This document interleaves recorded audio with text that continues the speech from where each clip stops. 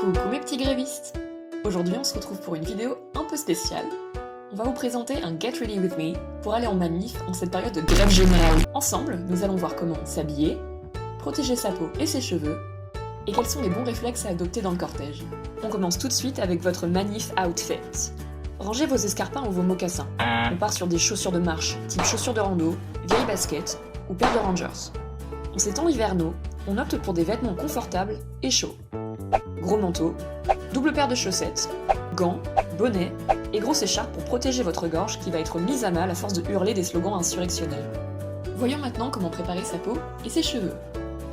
On pourrait croire qu'une énorme couche de crème hydratante ou de fond de teint protégerait votre peau des gaz lacrymaux et des tirs de LBD que vous allez recevoir dans le visage, mais il n'en est rien.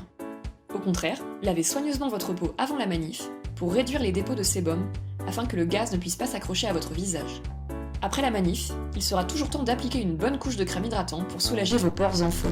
Quant à vos cheveux, ils ne seront pas épargnés par les lacrymos ni par les canons à eau. Ne les lavez pas le matin même et optez pour une simple queue de cheval que vous pourrez ensuite ranger sous votre capuche ou votre bonnet. Le lendemain de la manif, démêlez-les avec soin et n'hésitez pas à appliquer un masque pour cheveux secs pour les remettre d'aplomb. Vous voulez être le plus beau ou la plus belle pour aller manifester? C'est possible, mais il va falloir faire des concessions. Comme nous l'avons déjà signalé, on abandonne l'idée de mettre du fond de teint. Vous pouvez cependant vous rabattre sur un mascara waterproof pour éviter de finir comme Billie Eilish. Pour les myopes et autres astigmates, interdiction formelle de mettre des lentilles. Si vous vous retrouvez dans un gros nuage de lacrymo, les gaz peuvent passer sous la lentille et abîmer gravement votre cornée. On préférera donc les lunettes de vue.